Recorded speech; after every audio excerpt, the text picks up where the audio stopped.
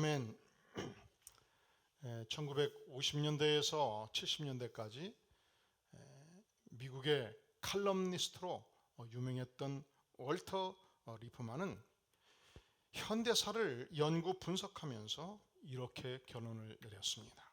오늘의 시대는 두 종류의 사람들, 두 종류의 제자들에 의해서 움직여왔다. 첫째는 칼 마르크스의 제자들이요, 둘째는 예수 그리스도의 제자들이다, 그렇게 말했습니다.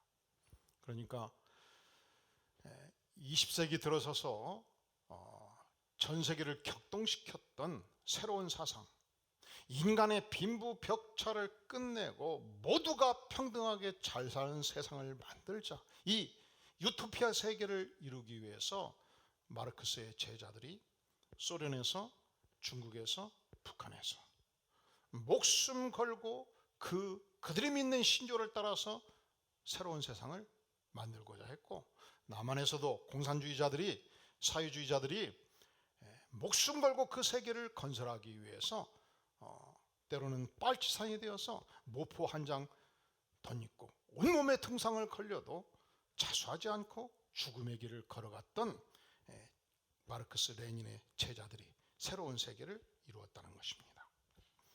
그리고 전 세계 어떤 미개 지역도 예수 그리스도의 제자들은 예수 그리스도의 복음을 들고 전 세계 식인종조차도 예수 그리스도의 복음을 증거하기 위해서 들어가지 아니한 종족, 들어가지 아니한 나라가 없을 만큼 우리는 하나님 나라를 꿈꾸며 여기까지 왔습니다.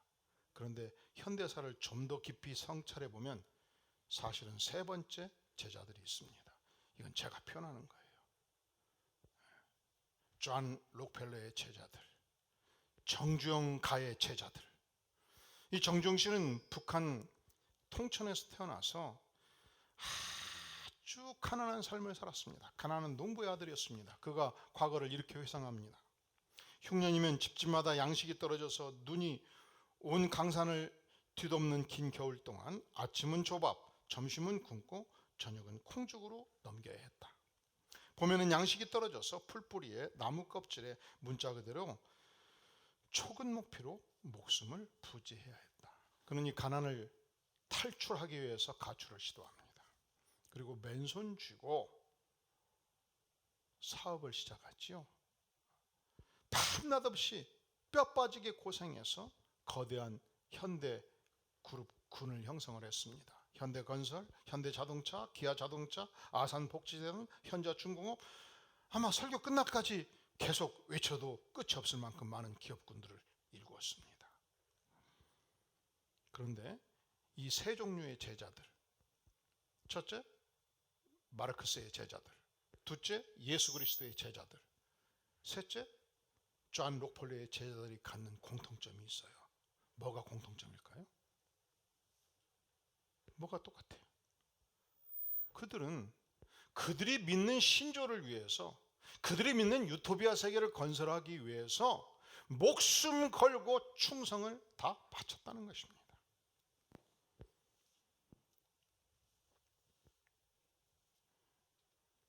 사실은 1980년대 이 광주 민주화운동이 일어날 때 어떻게 백주의 군인들이 이 수많은 수백 명의 민간인들을 학살할 수 있단 말이냐, 이게 퀘스천이 돼가지고 어찌 이것이 가능하단 말이냐, 그 시대 일단의 젊은이들이 연구한 결과 미군에게 원인이 있다, 미군 철수를 주장하고 연구한 결과 그들이 학습했던 마르크스 레닌주의와 북한 주체사상이 세상에서 가장 위대한 유일의 사상인 걸로 믿고 젊음을 던졌습니다.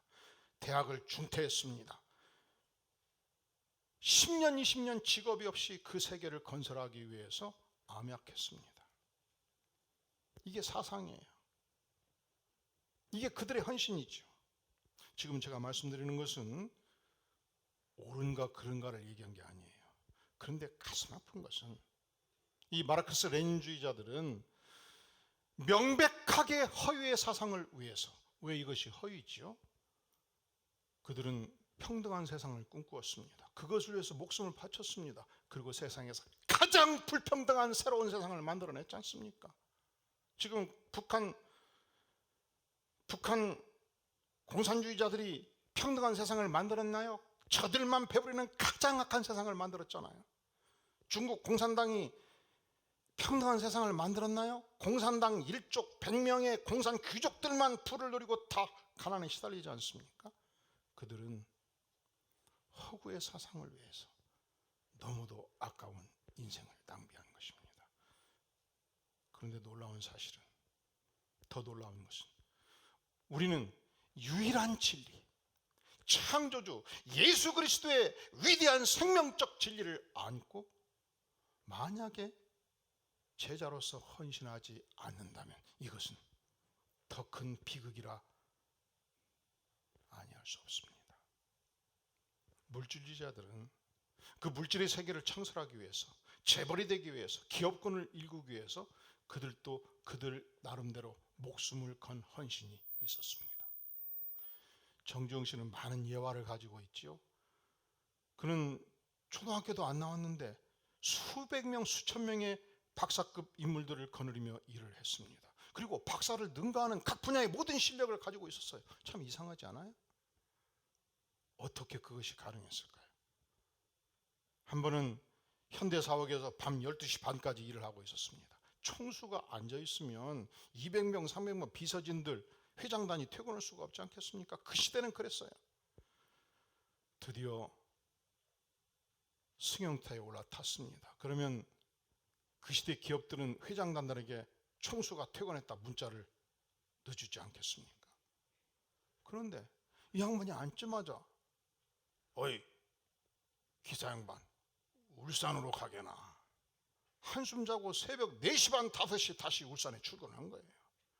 이미 그곳에는 그 기업 간부들이 생각할 때 회장님께서 새벽 12시 반에 퇴근했으면 오늘은 9시쯤 출근해도 되겠다, 비상이 걸려버린 것입니다.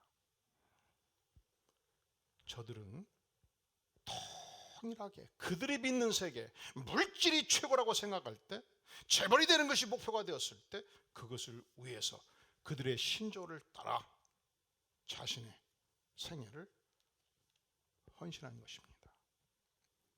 그런데 오늘 우리 예수님께서는 자기를 따르는 제자들을 향해서, 그리고 자기를 따르는 무수한 군중들을 향해서 나를 따를 때 어떤 헌신이 필요한가, 제자들의 요건을 말씀하고 계십니다. 자, 우리 다 함께 25절 볼까요? 수많은 무리가 함께 갈새. 누가 함께 갔어요? 수많은 무리가 함께 가고 있습니다. 예수께서 뒤돌아보셨어요. 돌이키셨어요. 그리고 저들에게 제자도의 조건이 무엇인가를 말씀하시는 거예요. 그러면 저들은 제자도의 조건을 갖추지 않았는가? 그렇습니다. 갖추지 않았습니다. 저들은 왜 예수님을 따릅니까? 따르는 이유가 있죠. 예수님을 따르면 명예가 있을 것 같았습니다. 정치적 위대한 세력을 형성할 것으로 생각했습니다. 예수님을 따르면 질병을 치유받을 수 있었습니다.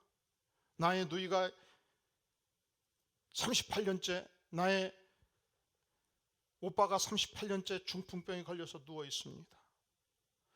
예수님을 만나면 반드시 나을 수 있습니다. 어떻게 하겠습니까? 온 가족을 동원해서 예수님을 만나게 해야죠. 예수님을 만났을 때에 38년 동안 등창이 나서 움직일 수 없는 나의 오빠가 자리를 들고 저벅저벅 걸어가면 어떻게 하시겠습니까?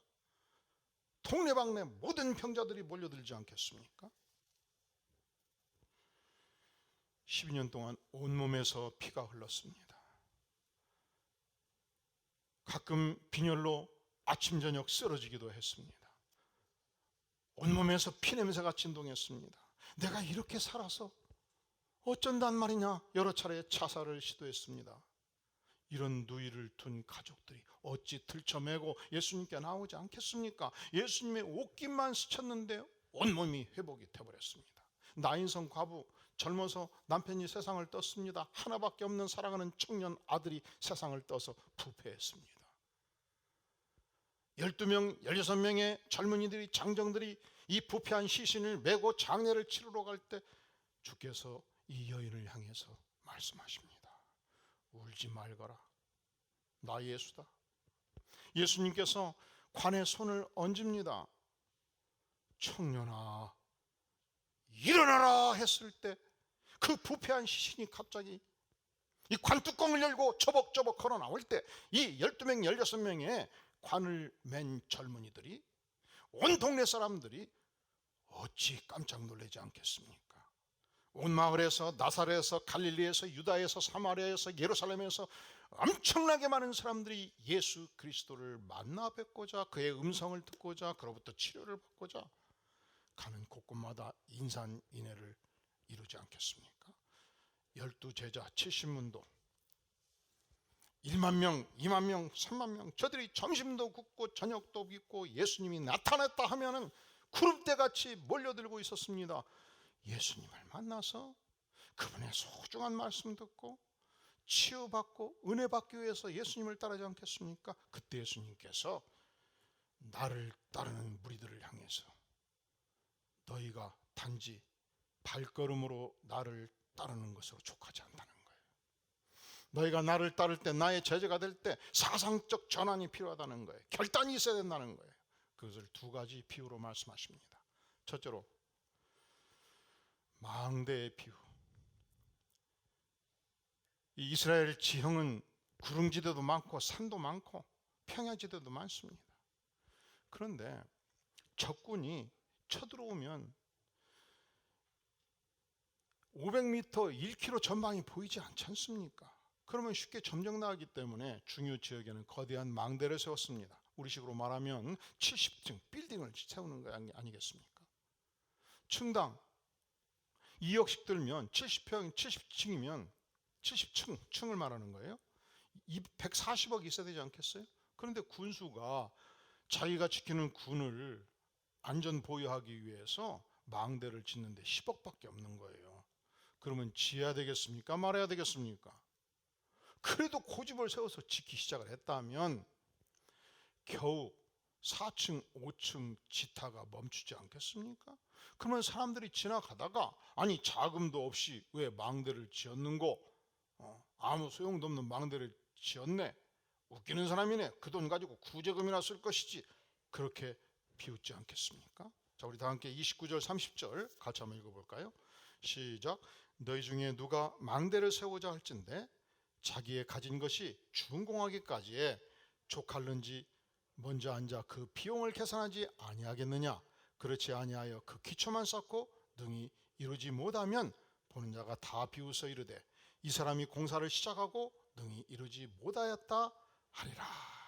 그렇게 말하지 않겠느냐는 말이죠. 그러니까 충분히 제자됨의 요건을 갖춘 자만 따를 것이지, 제자됨의 요건이 100을 요구하는데 140을 요구하는데 10만 가지고 따를 바에야 시작을 말라, 그걸 말씀하시는 거예요. 두 번째 비유, 전쟁의 비유입니다. 그 시대 전쟁은 컴퓨터 전쟁이 아니고 미사일 전쟁이 아니었습니다. 그 시대 전쟁은 사람과 사람이 싸우는 백병전이죠. 무기도 똑같았습니다. 그죠? 활이 있고 칼이 있을 뿐입니다. 그러니까 내가 1만 명의 군사를 이끌고 나가는데 상대방이 2만 명의 군사를 이끌고 나오면 절대적으로 불리하죠. 무기도 유사하죠. 힘도 같지요. 그러면 차라리 금은 보화를 싸질러지고 가서 평화사절단을 보내서 화친하는 것이 낫다는 거예요. 전쟁을 치르려면 충분한 승산이 있을 때 전쟁을 치러야 되지 않겠느냐. 나 예수 그리스도를 따르는 자들은 충분히 끝까지 따를 수 있는 자격 요건을 가질 때 따를 것이지 그냥 따라서는 안 된다, 그것을 말씀하십니다. 우리 다 함께 31절 2절 같이 한번 읽어볼까요? 시작. 또 어떤 임금이 다른 임금과 싸우러 갈 때에 먼저 앉아 1만 명으로서 저 2만 명을 거느리고 오는 자를 대적할 수 있을까 헤아리지 아니하겠느냐. 만일 못할 터이면 그가 아직 멀리 있을 때 사신을 보내어 화친을 청할지니라. 아멘. 그러면 이 두 가지 비유를 통해서 제자가 가져야 될 요건, 조건, 이 제자도의 정체성, 우리가 그리스도의 제자로서 무엇이 필요한가, 세 가지를 명백하게 말씀해 주고 있습니다. 오늘 26절의 말씀을 보면은 무릇 내게 나오는 자가 자기 부모와 처자와 형제와 자매와 더욱이 자기 목숨까지 미워하지 아니하면 능히 내 제자가 되지 못하리라 말씀하죠. 제자가 되지 못한다. 그러면 제자가 되려면 어떻게 해야 되냐? 부모, 형제, 자기 목숨보다도 예수님을 더 사랑해야 된다는 거예요. 예수님이 언제든지 내 인생에서 가장 위대한 가치가 되어야 된다는 거예요.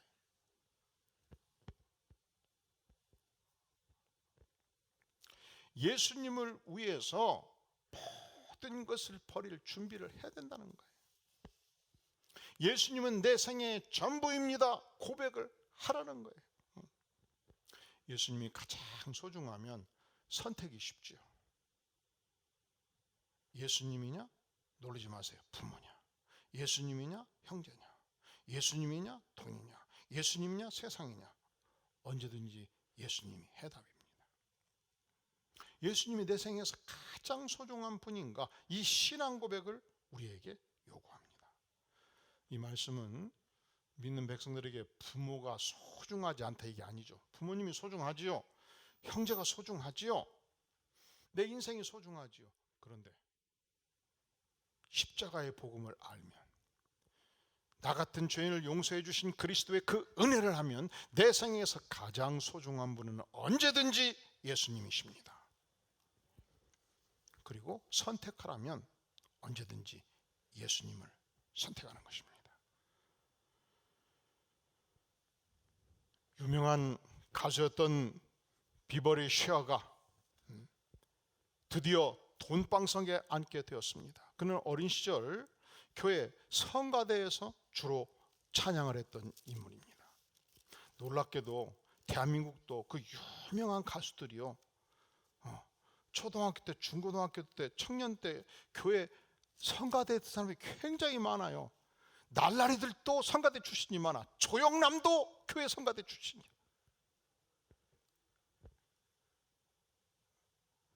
윤형주도 교회 성가대 출신이고. 근데 가장 구잡스럽게 성가대에서 장난질을 많이 했던 사람이 조영남이었대요. 그러니까 꼭 그렇게 인생을 살아가더라고. 그런데 비버리 쉐어가 어린 시절 성가대에서 찬양을 배워가지고 세상 노래를 부르는데 그게 엄청난 인기가 있었던 거예요. 돈도 많이 벌었습니다. 인기도 얻었습니다. 근데 어느 날 밤 어머니가, 아들아, 이제는 하나님이 준 찬양의 은사를 이제는 예수님만을 위해 쓰지 되지 않겠니? 언제까지 그렇게 세상 명예를 쫓아 살겠느냐? 이게 충격이 되어서 그가 결심합니다. 주님, 오늘 이후 돈 보고 살지 않겠습니다. 오늘 이후 주님만 찬양하겠습니다. 주님은 내 인생에서 가장 소중한 분입니다. 그가 빌리그라함 전도대에 발타게 되었습니다. 그가 가는 곳곳마다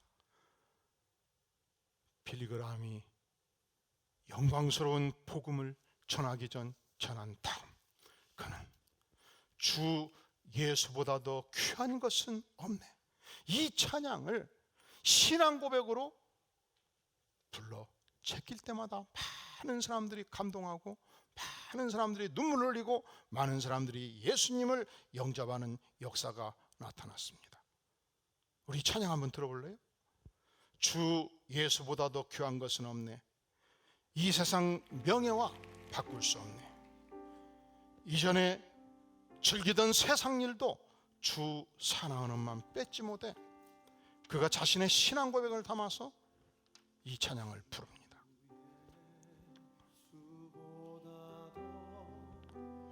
귀한 것은 없네, 이 세상 부귀와 바꿀 수 없네. 우리 다 함께 영축을 내 대신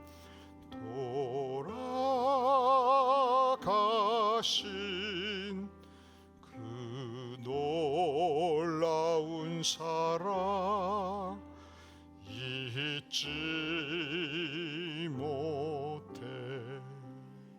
세상 즐거움 다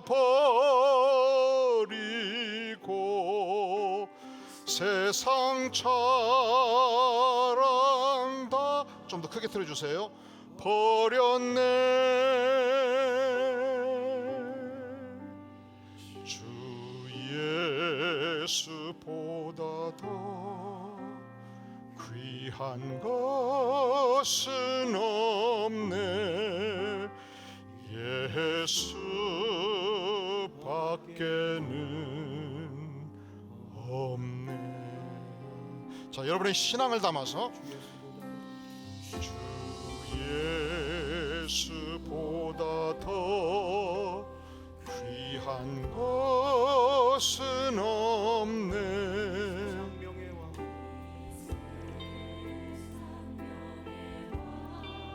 바꿀 수 없네. 이전에 즐기던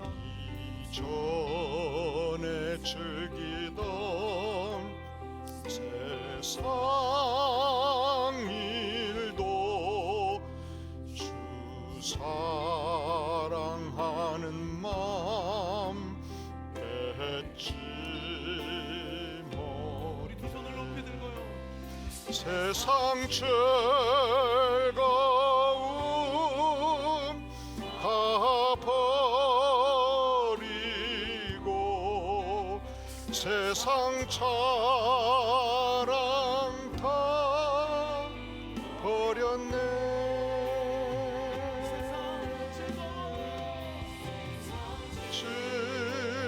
즐거움 다 버리고 세상 자랑 다 버렸네.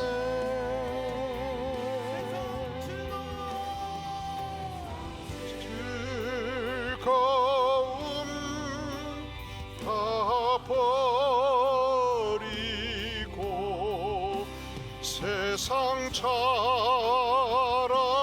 다 버렸네.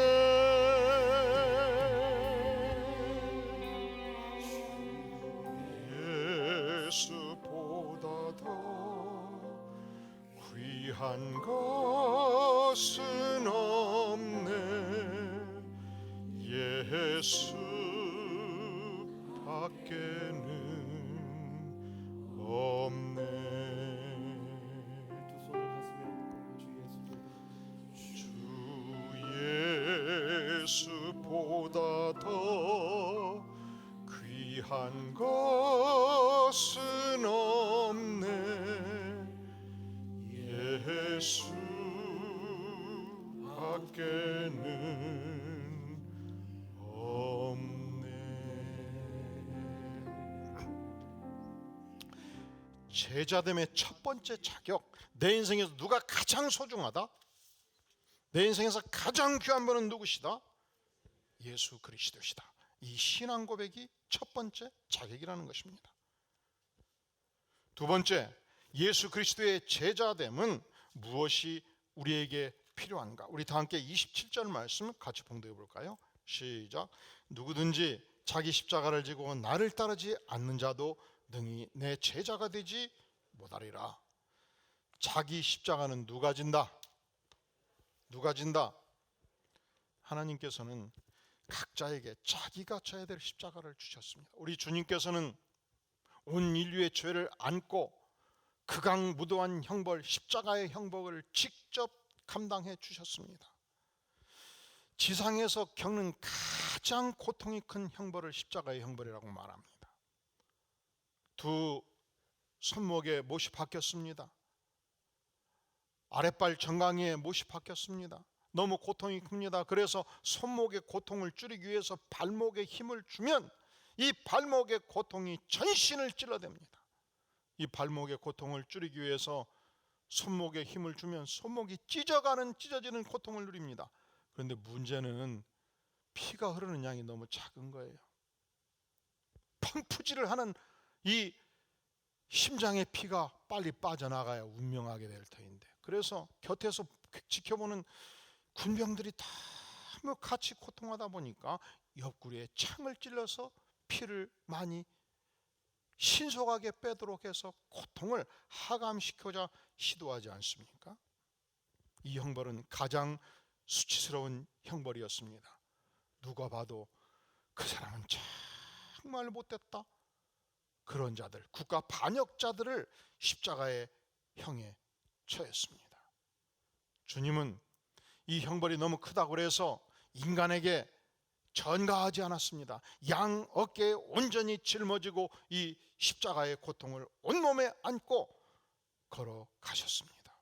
그리고 오늘 우리에게 말씀합니다. 누구든지 자기 십자가를 지고 나를 따르지 않는 자도 능히 내 제자가 되지 못하리라.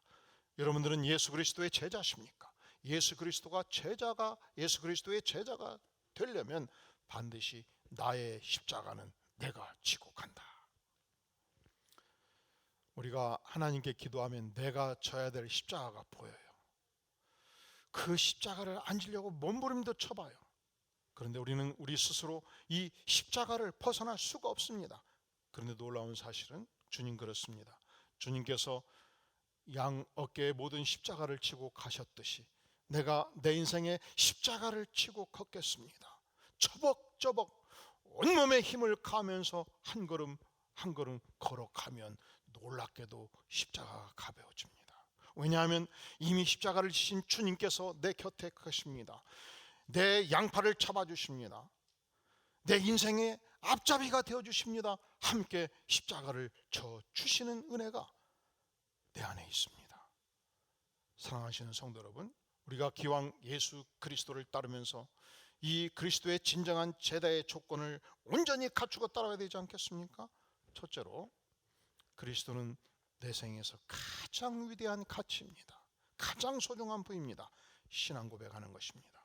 두 번째로, 주께서 내게 주신 십자가는 내가 직접 매기로 결단하는 것입니다. 세 번째, 이 제자됨의 조건이 있습니다. 3.3절에 보면 이와 같이 너희 중에 누구든지 자기의 모든 소유를 버리지 아니하면 능히 내 제자가 되지 못하리라. 모든 소유를 버리라. 모든 소유는 내 것이 아니고 주님의 것이다. 소유권 이전 등기를 하라는 거예요. 정신적 소유권 이전 등기가 우리에게 필요하다는 거예요. 여러분이 승용차 한 대를 사실 때 어떻게 사셨습니까? 직장 동료를 통해서 이 차도 타보고 저 차도 타보고 이 차도 구경하고 저 차도 구경해서 2천만 원, 3천만 원, 4천만 원 열심히 모아가지고 내가 사고 싶은 차를 옵션 넣을 만큼 넣고 색깔까지 결정해서 내가 샀죠. 이게 누구 차예요? 이게 누구 차냐고? 이게 누구 차라고요? 왜 답변을 못 하셔요? 이게 누구 차예요? 아니요, 주님 거라고. 지금 그 말씀하시는 거예요. 사랑하는 성도 여러분, 여러분이 집 한 채를 장만하실 때 어떻게 장만하셨습니까? 신혼 초부터 열심히 모아서 전세금 모으고 대출금 모아서, 그리고 그냥 산 게 아니지요.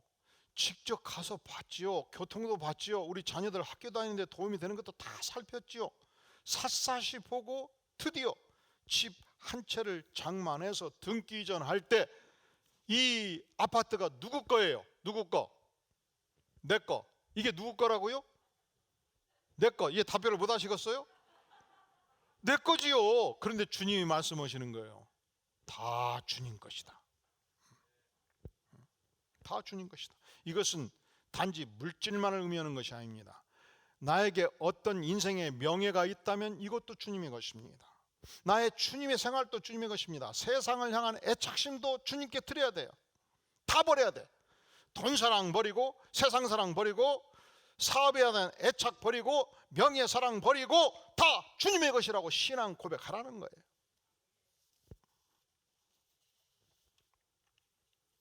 그리스도의 제자는, 예수 그리스도의 신자는 세상과 달라야 돼요. 그 조건이 뭐냐? 반드시 대가를 지불할 준비를 해야 된다는 거예요. 어떻게? 전쟁터에 나갈 때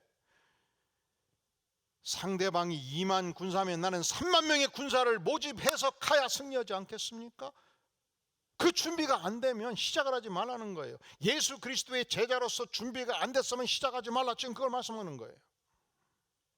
거대한 건물을 지을 때 140억의 자금이 준비가 안 되면, 10억밖에 준비가 안 되면 시작을 하지 말라는 거예요. 왜? 반드시 웃음거리가 될 것이기 때문에. 이것은 반어법입니다.